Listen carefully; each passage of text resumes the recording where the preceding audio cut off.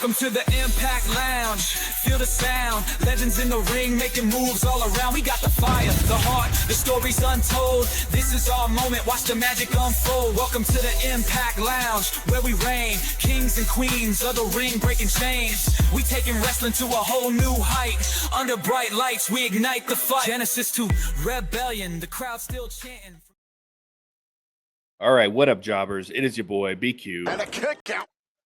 And this is your emergency review for 2025. This is dropping really late on you guys. I don't even know who cares at this point. If you checked my last upload that I did, I explained everything to you, that my TNA Plus app completely went down, and it had no one else had this issue. Like, clearly it was some kind of weird issue with my account, but I was trying to watch emergency. Site crashed on me. The app crashed on me. None of the links worked. The only link that worked was the TNA shop, inconveniently enough, but I couldn't get in the account settings. I couldn't access anything. And the majority of my TNA watching time happens on the app, on my phone, about 95% of it. So then I thought, okay, let me just go home and or wait till I'm home and wait till I have some time at home and watch on my laptop. Crashes on my laptop too. Like, I watched couple matches and then it just crashes on me. I refresh it, try different browsers, whatever. It just did not work. I just could not access TNA Plus. It was almost like TNA blocked me from watching the show, which I know is not what happened, but that is just what it felt like. And it just was not happening for me. And I was like, I don't know if I'm ever going to be able to watch the show again. Like, I just cannot access, the programming. So finally it kicked back up. And I'm able to watch. I didn't watch last week's episode just because it was so close to Emergence, and it's a lot of wrestling for me. I tell you guys all the time, I'm a horrible podcaster. I'm a horrible wrestling fan. I try to watch as little wrestling as possible. I'm happy with watching the show and 4 big pay-per-views. TNA Plus show is a lot for me. And there's some of you who can watch the NXT show and the AEW show and then what TNA's doing and then WWE. That's perfectly fine. Like, if you're someone who can do that and likes to do that, I'm not knocking it by any means. I'm not calling you a wrestling mark. It's just me personally. That's not something I enjoy doing. I just cannot consume that much pro wrestling. And it's always pretty difficult for me to get through these TNA Plus shows. That being said, objectively, they're very good shows. They're typically, there's very few that I watch. I'm just like, oh, I don't like this. For the most part, they're pretty good shows. I'm not knocking that. It's just me as a wrestling fan. It's a lot for me. Okay. That being said, this past episode that just aired, I am also not watching because I've seen the clips online on how bad the production quality is. And I was beating that drum since 2020, whatever it was, how bad the show looked. And I saw an article yesterday, I think it was, where guess Dave Sahadi was saying that 90% of the post-production team left for AEW with like 5 days notice or something like that. Yeah, that's freaking bullshit. That sucks, obviously. But the show looked like shit for like 4 years. So I really don't buy the excuse. That I'm not going to get into all that. What I've complained about enough over the years about what the show used to look like. What's the excuse of it looking like that right now in 2025 and looking worse, frankly? This is just the color coding and the color correction and the contrast and everything was so bad. It was one of the most amateur things I've ever seen. I watched quite a few clips online thinking, okay, maybe it's just one clip, maybe it's just 2 clips. No, it's the whole show. And the way that I'm going to put it to you guys, if they don't care, I don't care. I value my time way too much. And if they're just going to put out a show to say, hey, this looks awful, but we're going to put it out anyway, then I don't care to watch. It's disrespectful. It's a slap in the face of the fans. It's like, imagine your favorite artist putting out an album and the mixing is all messed up. The bass is too loud. The vocals are too quiet on one song. The vocals are loud on the next song. The background vocals are too long or too loud on one, or have too much reverb and echo, or you can't hear the hook, and the album sounds like crap. Would we accept that from one of our favorite artists? Why are we accepting that from a pro wrestling company, that their job is to put on television? So TNA, if you don't give a shit, I don't give a shit. It is plain and simple. I am not watching that episode. I will try to read some recaps to figure out what happened, but that's all you're getting from me, and that's all you're getting from me here on the channel. So do not expect me to watch that show. If it looks like that again next week, I also will not review the show. So, we'll see what happens. But let's get into Emergence one time. I'm putting on my negative BQ hat a little bit for this show. Not to say it wasn't a bad show, but there's some things that did really stand out to me in a negative way. Number one, the first thing I'm going to point out to you is that there were about 4 babyface versus babyface matches on this show. And I've repeated myself episode after episode all year. I've been talking about the babyfaces winning all the feuds and the heels having no heat, no momentum because of it. And I mean, the company feels like it's all babyfaces to begin with. Like if you say who's the heels in TNA, you'll be like Ali, First Class, Frankie, Mance Warner, and then you would struggle to pick anyone else out. That's a heel. So the problem that we have now run into is that we're doing babyface versus babyface matches. There's no story behind those. We're completely getting away from every storyline. It's just kind of, oh, here's a dream match for you. And it just becomes about having a long wrestling match rather than a physical contest that we care who wins. Because a lot of the time, these babyface versus babyface matches, we don't care who wins. Obviously, if there's a title on the line, that's a little bit different. But for the most part, we don't care. They're just going out there and having a wrestling match, and that's all it is. And you're now relying on that because you haven't built up the heels that have any kind of heat and on anybody, and they just lack any real momentum. And now when it comes down to it and it matters, and you're putting on a pay-per-view, you're like, oh shit, we don't have any bad guys credible enough to wrestle any of these good guys. So that is a issue I had a little bit with this show. The second one was everyone was on the show, and hopefully one of these days when they get a better TV deal and they can afford to pay wrestlers more and maybe put some guys on salary, they don't have to do this. This is just the nature of the beast. It's probably going to be like this for every episode going forward.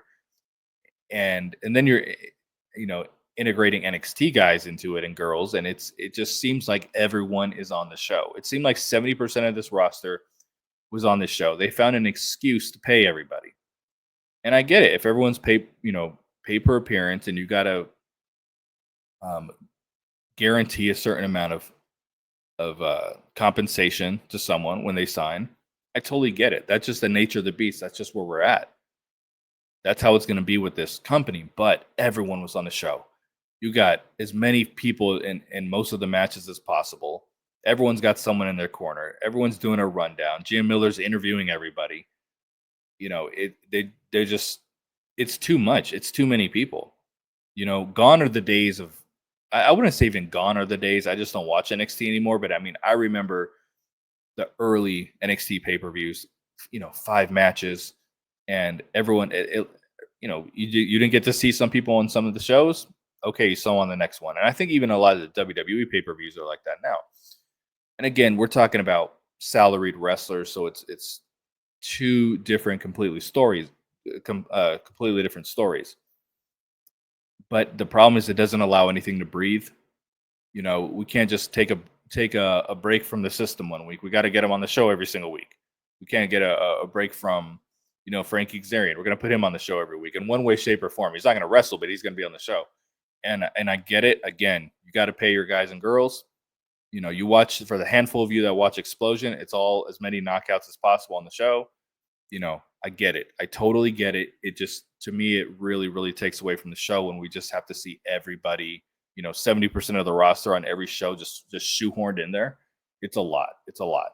Let's get into this Emergence show. I'm going to get into it kind of quick, though, because, again, I don't know who cares at this point. It's been almost a week and a half, and, we're reviewing it here. But, definitely, if I took the time to watch it, I'm going to review it straight up. So we kick off early. The ring announcer for this show is Mackenzie Mitchell.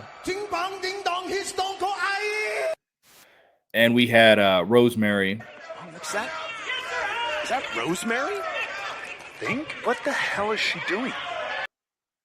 And her opponent, Indy Hartwell. How long did it take you to learn English once you got here? It was really easy because we speak English in Australia, you fucking idiot. Now, this match was thrown together at the very last minute because they needed to get Indy Hartwell on the show. They needed to pay Rosemary, so they said, "Hey, we're going to come up with a fake one episode storyline that you're the gatekeeper and that you have to come through me in order to get to the Knockouts Championship or whatever it is."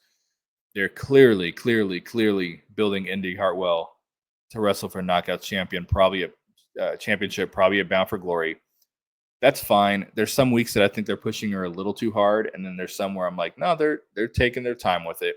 It is very clear where they're going with her, but they didn't force her onto the main show here. They threw her on the pre-show, and the match is fine for what it was. Every single Rosemary storyline is like, I'm gonna miss you. We're gonna have a match, and then you're gonna beat me in the match. Rosemary again, heel, doesn't beat anybody. And that is just the issue throughout this company and throughout the show. And that's what this was here too. Missed wrestle, match, lose.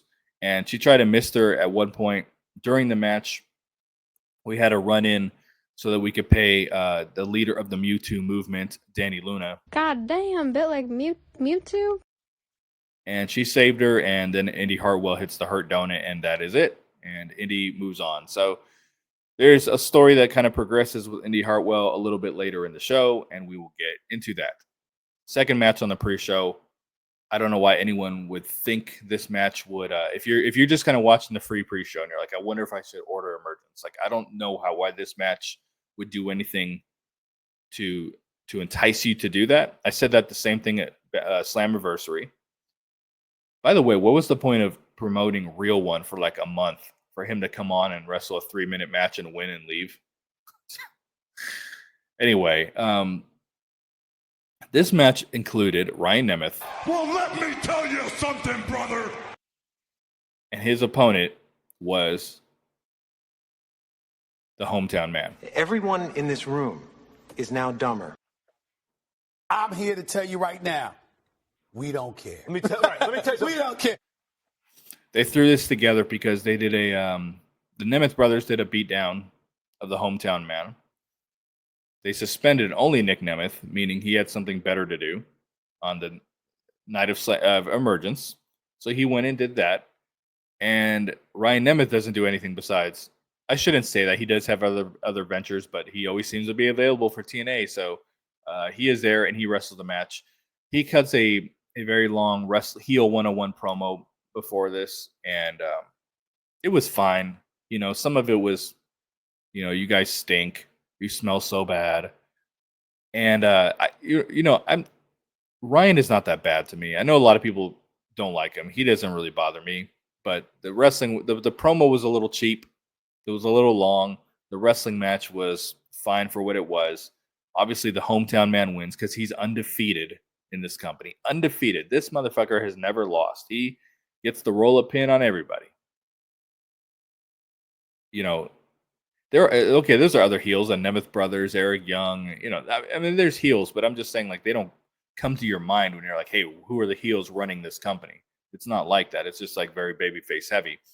But when you got the hometown man beating everybody, again, how are we building any heat on these guys? Imagine they put this kind of effort into Jake something, that they're putting into the hometown man. But yeah, he wins, and we're all dumber for it. Let's get into the actual show itself, the main card. It kicks off with X Division Championship. The limit does not exist. And the challenger for this is Cedric Alexander. My name is Optimus Prime. Taking on the X Division champion, Leon Slater. Hey, here. I'm in charge. Do you feel in charge? So again, I'm throwing my negative BQ hat on here, and I haven't been kind to the show so far, and I'm going to continue to do that, to be unkind to it. So for all you wrestling fans who love a great, I don't even call it a great match, but you love to see guys fly all over the place, do a bunch of choreographed moves. This was for you. All right, this was it. Guys flying around the ring, diving through the ropes, diving over the ropes. This was for you. Okay. I've always said this is not for me. The match was like 18 minutes long. We know who's going to win. It's just a long wrestling match for the sake of having a long wrestling match. Okay. Issue I have here is that Leon Slater is going for the Swanton 450 multiple times in this show. He goes for it 3 or 4 times, never lands it.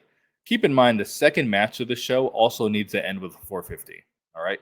So if I'm watching this as a casual fan who doesn't watch a lot of TNA, I'm going to watch this and say, why is everyone winning with the 450 splash? Okay. Is that the only move anyone knows how to do here? So he goes for multiple 450s. But where the match lost me was that Cedric Alexander does a superplex at one point. Leon Slater reverses it, and one of the best reversals I've ever seen, and turns the superplex around. Now it becomes a superplex in midair on Cedric Alexander. At that point, he starts climbing the rope for the Swanton.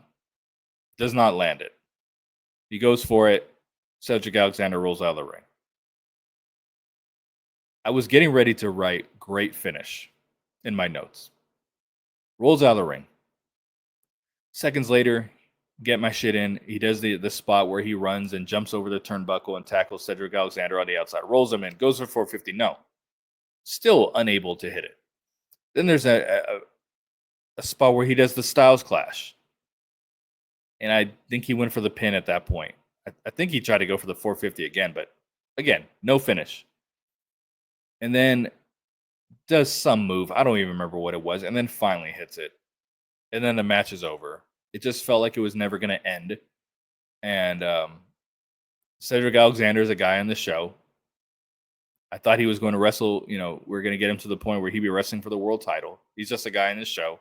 He's just wrestling in the X division. And I'm a fan of the dude. I always have been a fan of him. But he turned me off on the last couple episodes of Impact where he's doing promos. He had the exchange with Leon Slater, which I said was not good backstage. He had the promo prior to this where he's just doing the TNA X Division promo of the roll call, TNA roll call, AJ Styles, Samoa Joe, Christopher Daniels. Like, can we, if we're a newcomer in this company, can we stop with that, with the roll call? It just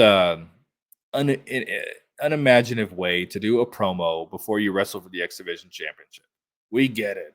We get it. The history of the X Division. Okay. But he's just not, for me, I'm not feeling the promos. The matches have meant nothing. He hasn't beat anybody. His crowning achievement right now, his shining moment was hitting the lumbar check on Tasha Steelz. Other than that, what has he done? I reported to you guys that he's not signed, that he's just he's around for as long as he wants to be around. But the problem with that is now the company's just trying to feed him dream matches. That's all they're going to do. They're not going to write anything that we care about. So, for those of you who like that X Division style match, that was for you. All right. After this, we had Mustafa Ali. If you vote for me, all of your wildest dreams will come true. His opponent was Matt Cardona. It's like you don't care about this company at all. No fucking shit, I don't care about this company. Why, this is just an ATM to me. So this match I did like, and it's another thing I've said to you. I love matches with guys who can work. They're not relying on, choreographed chain wrestling and jumping over things and rolling under things. They're just out there having a good quality match. Like, this is the kind of stuff that I'm into. I don't know why they were fighting. I also didn't watch the prior episode, as I said. So I don't know what this was about. I don't know why I have no idea. It pretty much came off as an excuse to get the system on the show. It was, so they have the match, which was very good. I don't remember the exact finish. I'm not going to lie to you. That is the problem when it takes you like a week to get through the show. I just remember writing down on my notes, bad finish. However, they set up for the 450. I don't remember exactly what they did. It was not good. But then he hits the 450, wins the match. Beat down after the match. Here comes the system. Again, because we have to pay as many people as possible. So we come out and do the beatdown. I just don't. What is the point? Because the system is also trying to kind of feud with First Class too, but then they're also got Matt Cardona's back. And you notice the system waits well until Matt Cardona's had his ass kicked before they decide to run out and save him anyway. Yeah, so then after this, they show that the system they lost the First Class on the episode of Impact. So that has to set them up for later for them to come out once again. Then we get Joe Hendry's music.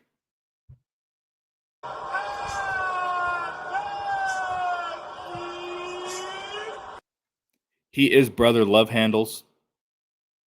And when he came out, I said, why? Again, squeezing someone onto the show that doesn't need to be there. He is on commentary for the following match, which features Mike Santana. That's nasty. And the retiring salami Callihan, the bread machine. He's fat! And I'm sad to have to retire his soundbite. That's very unfortunate. So Joe Hendry is on commentary for this thing. Why? Why is he? What is his connection to Sami Callihan? They just want to play the music. So I mean, that's just my issue watching this show. I just didn't feel anything was natural. You know, the matches were fine. They were good, but it was just like nothing just felt natural. It was just like, let's just keep giving you more and more people. Let's just keep spoon feeding you human beings.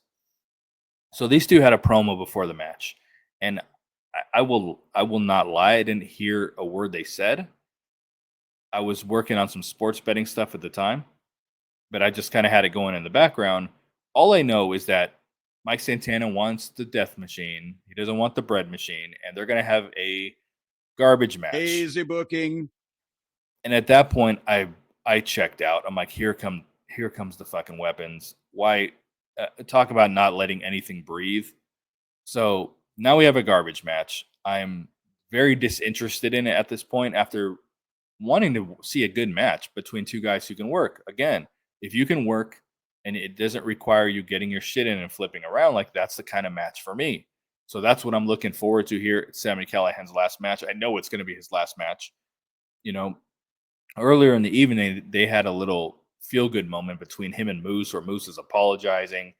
And it really made me think. I was like, man, they could have had a decent character arc with Sami. Crook wants to say hello. Okay. Say hello, Crook. All right. They could have had a pretty decent story going here, actually, about Sami trying to get in shape. And it has to be a year-long thing because he actually has to get in shape. You can't fake that. But, imagine that, that Moose promo happens a year ago. He's working out. He gets to this point. He has the match and maybe still loses, But I don't know. It just feels like they probably could have done something more interesting with this whole thing. But, Mike Santana wins with spin the block, Hannifin's favorite move. And then Sami leaves his boots in the ring. He's got some small-ass feet. Those look like baby booties that he put down.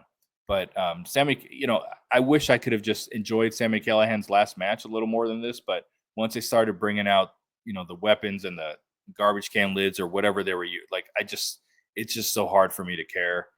I've become so desensitized to these matches, these street fight matches that they do seemingly every week at this point, and it just gets very old. And I just don't understand why you would go this direction. Obviously, he wanted to have this kind of match, but if you know you're going to go this direction, why is Jake Something and Mance Warner wrestling a garbage match 2 weeks ago? You know what I mean? It just, oh my lord, this company. By the way, Sami Callihan really is gaining weight. He's fat! Because his hat was on, I noticed this for the first time, was on its largest possible setting. He's fat! So, like if you were to snap back, you can obviously adjust it. Like the last, oh, sorry, I hit my mic there. Like if his head was any bigger, he cannot wear a hat. Like it was on the last possible setting. He's fat! So what do we have to after this? So, okay, so this was again, guys, I really have my negative hat on for this, and I apologize. He's fat! But after the match, it shows him after he takes the boots off, he goes backstage. All right. And Joe Hendry's got his arm around him, and he is walking. Everyone's lined up to clap, And He's fat! I just thought it was very inauthentic. Like, Joe Hendry has no connection with Sami Callihan. What am I missing something here?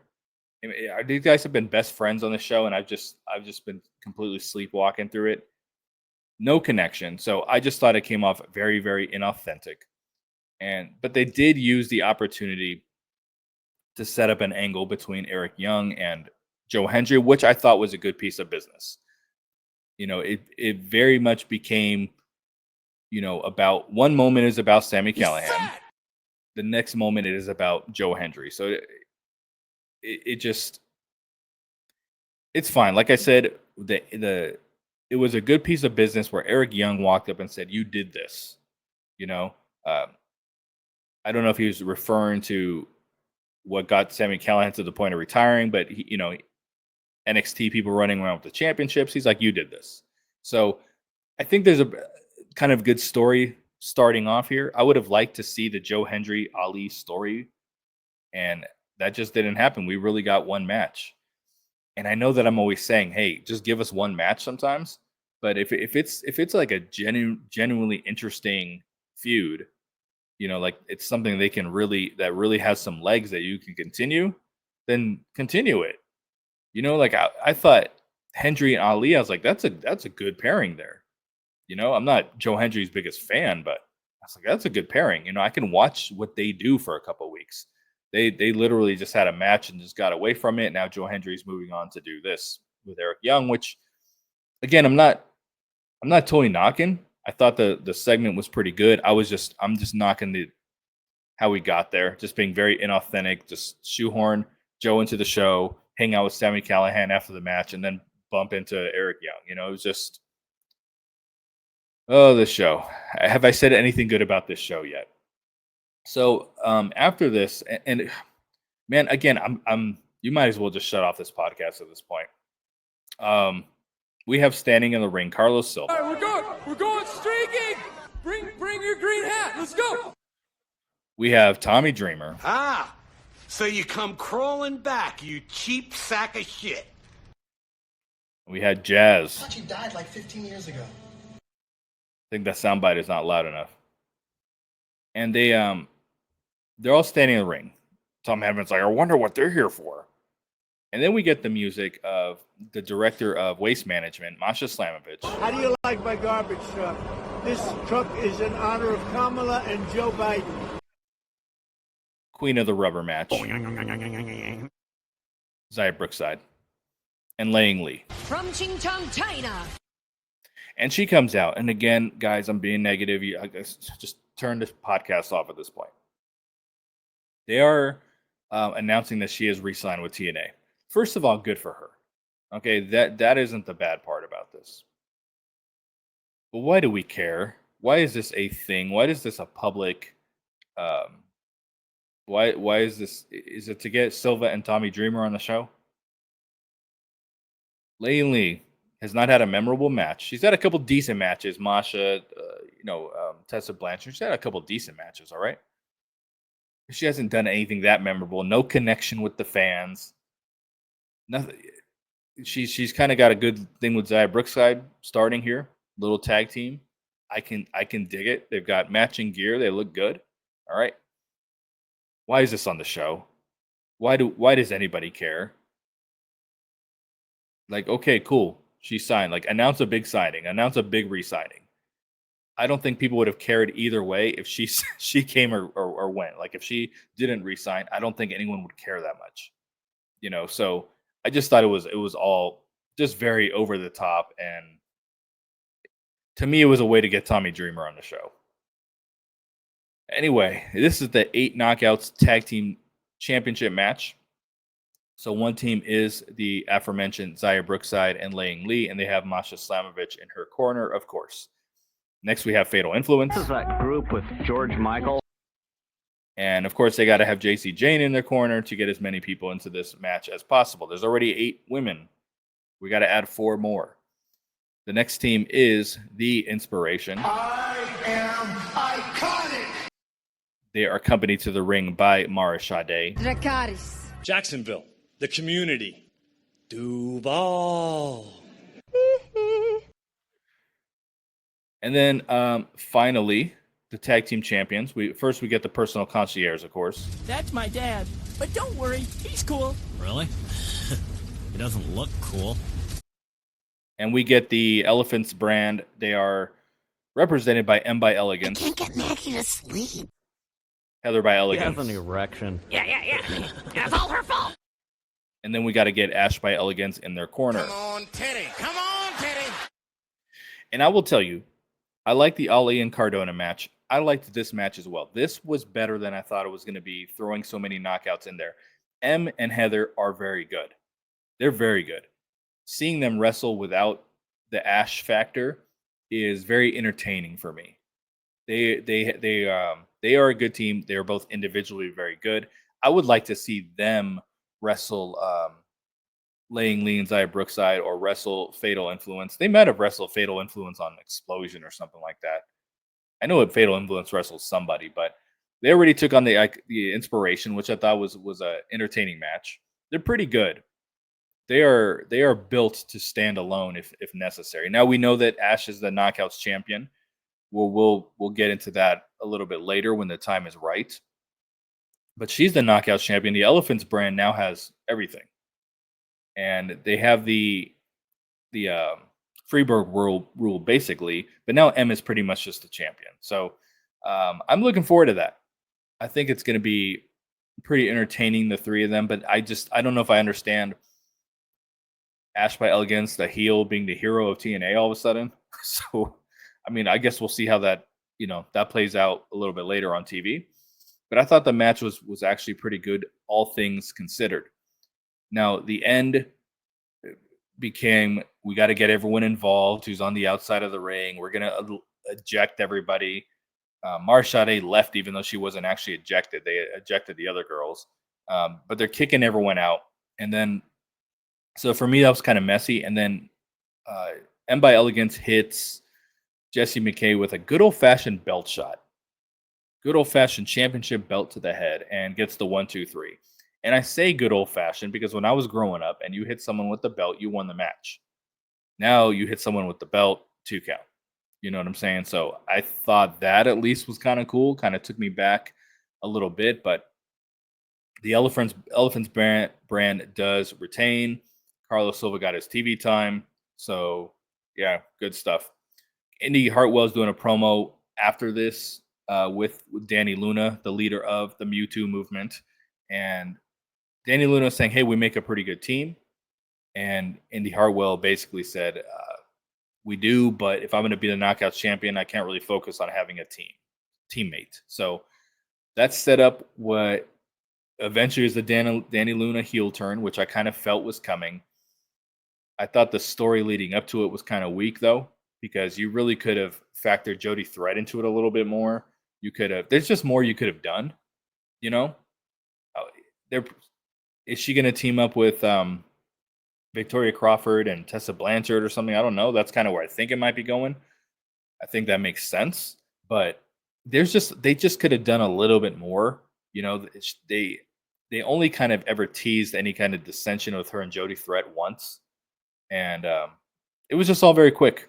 You know, they're finding a lot for Indy Hartwell to do. They're putting roadblocks and obstacles in front of her on her way to wrestle for the title, which is a good thing. So I'm kind of interested to see what Danny Luna as a heel can do. Then after this, we had the International Championship match. Sorry, I'm scrolling. I'm in the wrong place on my sound bites. We had to have on commentary because we had to get him on the show. King of the Block Party. It's a block party. I'm not playing with y'all, bro. Frankie Kazarian. The challenger was Jake something, Naked Jake. Loud noises! And the champion, Steve Maclin. Do the ass kicking around here! Wait your turn, jarhead. This is the first time I've actually seen Steve Maclin defend his championship. It's critical of the way they kind of got here with just here's the DQ and here's the count out. Now it's no DQ, no count out. And but it wasn't so much a story, it was more so that I was like, here comes another garbage match. And I'm always talking about I've said it many, many times. The no DQ, no count out is not meant to be a garbage match. It's just meant to be a match between two people who want to beat each other, and they just have to guarantee a finish because they, for whatever reason, can't get there. Okay? Shout out to TNA because that's what they did here. That is exactly what they did. Because they have done no DQ count out matches. They've done them this year. And then within the first 30 seconds of the match, someone is pulling out a chair or a table from under the ring. Okay? Like, shout out to TNA for this. Finally doing the correct no DQ, no count out match. So I watched it and I enjoyed it. Again, two guys who can work. I'm not Jake Something's biggest supporter. When he came back to the company, I was just like, oh, here we go again. All right, here comes the Jake Something run. You know, that never goes anywhere. You know, and I just, you know, I did think overall it was really good. There was a spot, man, where Steve Maclin dove through the ropes and Jake was supposed to catch him with a forearm, but he accidentally kind of like headlocked him. So he did the wrong move, but it still came off so smooth where it kind of came into like this, turned into this headlock takeover type of thing. It came off really cool. And then I got to give him props for this too. So Jake Something very early in the match removes the steel steps and he puts them upside down by accident. He doesn't put them the correct way. So the spot comes for Steve for him to face slam Steve Maclin into the steel steps. And he tries to do it. There's no, you know, the flat side of the steps is not down. So, you know, they put the brakes on the move, find a way to flip the steel steps over, and then kind of redo the spot instead of AEW doing some bullshit spot with what they had to work with. They took some time to reset it and make it look good. So Steve Maclin obviously wins this thing. That was never in question. And that's it. And then after the match, he is courtside, like we're watching an NBA. He is ringside with Mean Gia Miller. I will kill you. And I was like, okay, what's going to happen here? You know, Gia doesn't just show up and interview people. So I was like, okay, what is the angle? So she is interviewing Steve Maclin, and then Frankie Kazarian walks up, and they start pushing each other, whatever. And then we're leading to the match that we know is going to happen. So the issue I have where Steve Maclin's trying to have this feud with Jake, and then you start bringing Frankie Kazarian into it. It is telling you well in advance, even though we know Jake Something's not winning the title, it is still also telling you way in advance, hey, we're going to have a long wrestling match. Jake is not going to win because Frankie Kazarian is the person they actually want to have challenge for the title. So that is the next international championship feud. I fully expect Frankie Kazarian to win the title. I've told you guys it was very clear they promised him the world championship at one point, and then the new regime came over. They just had him win the Collier shot, carry the trophy, not feud with anybody. I think this is the PCO rule here. Promise you the world championship. We're not going to give you the world championship, so we're going to give you a secondary title. So I do think that this whatever they do feud wise and match wise between these two is going to be really good. I do know that ahead of time, but I actually expect Frankie Kazarian to ultimately win the title because he needs to win a championship at some point. This is the right place to do it. Next up, tag team championship match. The champions are the Hardys, Matt Hardy. Wonderful. And Jeff Hardy. Damn, Jeff. Their opponents are the Rascalz. In one word, would I use dope? Nope. I still got to find this Myron Reed soundbite. Oh my God. I actually cannot believe I can't find a clean version of what I'm looking for. I would think it'd be all over the internet. It's happening. It's coming. I just got to find it. So anyway, I feel like I always say this too. I feel like we've seen this match 100 times. You remember at Slammiversary, the Rascalz are wrestling, and Hannifin's like, his fiance Kelly is ringside. Bro, like, she's not a member of the fucking roster. Like, this is just a little BQ things that I noticed where I just kind of roll my eyes at. But anyway, this was actually a very good match. Myron Reed is excellent. I don't know if he's long for the Rascalz, because there is a story where Eric Young is beginning to cleanse. which we're waiting for the cleanse to happen every episode, and it never happens. But it seems like he's kind of recruiting him. I wouldn't be shocked if he doesn't join Eric Young because, Sinner and Sane are very uninteresting. I don't think that experiment has worked. This might be a place to put someone of Myron Reed's caliber, but he is very smooth out there. I think he's a better wrestler than both of the other Rascalz. Trey Young. Here I am talking about basketball again. Trey Miguel, I think, is like good. I think Wentz is good, but I think Trey Miguel is like real good. But this guy, they got something with him. They've just never really been able to seem to like lock him down or do anything with. But I just feel like I think he has a lot of charisma, a lot of potential, and I don't see why you couldn't do what you've done with Leon Slater with the young goat as well. I think he's on that level. I think he's really good. He does some moves in these matches where he kind of, I know I'm always talking about flipping and diving and stuff, but he just makes it look so effortless and smooth. So we knew the Hardys were going to win this freaking match. And then, of course, they hug each other afterwards. And great match, right? Great tag team match because we got nothing else for these guys. No heat on any of the heels. We then had a very quick edition of the First Class Penthouse. Big Boom, AJ Francis. Boom! And his rich homie Swan. Stop looking at me, Swan. And fast forward, we're just going to get through this real quick because I got to wrap this podcast up. They're doing the show. The system runs out. They come out again for the second time on the show. Just gotta get it. That's what I'm saying. So First Class was already interviewed at one point on this show, and then the system already ran out to save Matt Cardona. All these guys have already been on the show. Like, why are we shoehorning them in again? I just don't understand that. Eddie Edwards came out with the whitest legs I've ever seen in my entire life. Ooh, I'm white. And then we had the main event of the evening. I don't even have the Tom Hannafin soundbite ready for that. So the main event of the evening was I can't find any of these bites. I'm sorry. Your challenger was Moose. Damn you, Moose. And the champion, Trick Williams. How about a magic trick? I'm sorry, I'm tired. I'm doing this podcast so early, and I'm just trying I'm obviously putting in minimal effort to get this knocked out for you guys. So this was also very good. Good main event. The problem is we knew Moose was going to lose, and he's the only kind of credible person you can put into this role. Also, I think Moose's spear is becoming like all flash and just absolutely no substance. If you look at the good spears in pro wrestling, like Moose is not on that list anymore.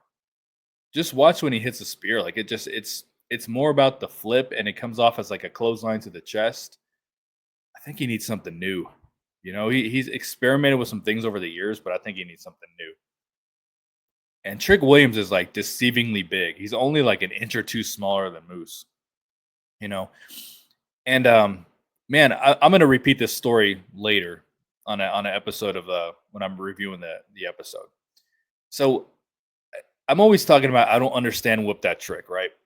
Like it doesn't make any sense to me.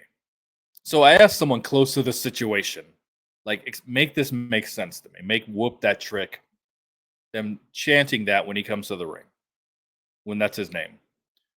They said, well, it's like the Kurt Angle "You Suck" chant. I said, okay, I can see that. I almost fell for it. And then I said, but Kurt Angle did not have a choir come out and sing "You Suck" before he made his way to the ring. So we're just doubling down that Whoop That Trick makes no sense whatsoever. And I can't wait for this guy to not be champion anymore.